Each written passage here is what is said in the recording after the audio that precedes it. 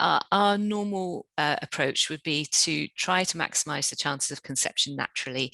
And although that label is often given at the 1 year mark, that's relatively early if you're looking at the statistics. And so 2 years is not an unreasonable time for couples to try for a pregnancy if everything is okay otherwise. At that time, you've probably maximised your chances pretty well. There's still an ongoing chance, but our practice would be then to move to IVF treatment. And the rationale for that is because if there are subtle things going on, we're putting eggs and sperm together in the lab and we're understanding what's going on from a fertilisation point of view. We're bypassing the fallopian tube. So if there are subtle things going on with the tubes, we're bypassing that. We're learning things about people as we take them through that process and hopefully also enhancing their chance of success. People have in the past used ovulation induction drugs to try to improve the chances. I think the rationale for that is poor.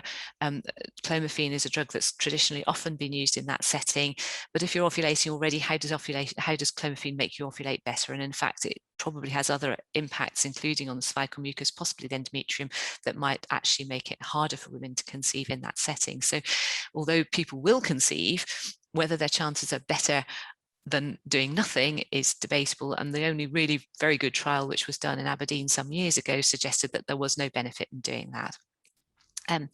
The other treatment that people often undertake is intrauterine insemination. That's much more controversial. There are people who really are very much in favour of that and others who are less so.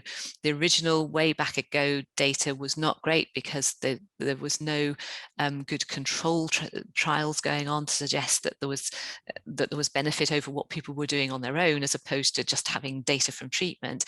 And in those studies years ago, they were using drugs to enhance ovulation, often taking big risks with multiple pregnancies. And if you reduce the risk of multiple pregnancy down, you probably don't gain so much.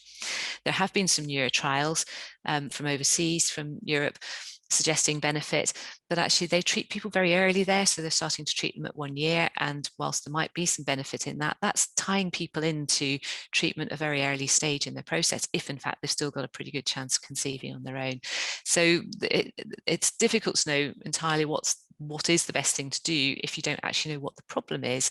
But if you're talking about risks and chances, our preferred process would be to maximize your chances naturally, keep out of the hospital setting as long as possible, and then move to IVF at the 2 year mark.